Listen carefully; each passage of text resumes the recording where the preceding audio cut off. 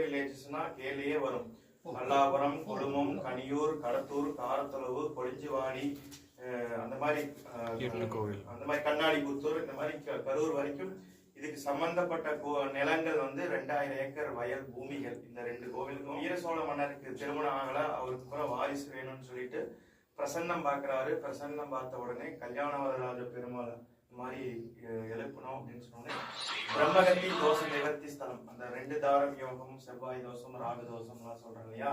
இப்போ பிரம்மகத்தி தோஷம், ஆண் பெண்கள் கல்யாணம் ஆகாத பிரம்மச்சாரிகள் பிரம்மகத்தி தோஷ நிவர்த்தி ஸ்தலம். அதுக்காகவே அந்த வீர சோழ மன்னர் கட்டுறாரு. கட்டி முடிஞ்ச உடனே கொஞ்ச நாள் கழிச்சு குழந்தையும் இருக்குது. அவர் சொன்ன மாதிரியே அந்த பூமியெல்லாம் இனாமா எழுதி கொடுத்துறாரு.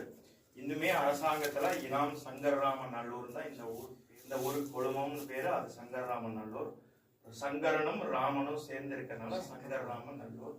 அவர் தான் 1300 வருஷத்துக்கு முன்னாடி அந்த நவநீத கிருஷ்ணர் அவர் வந்து குழந்தை பாக்கியம் வேண்டி அவர் வைக்கிறார்.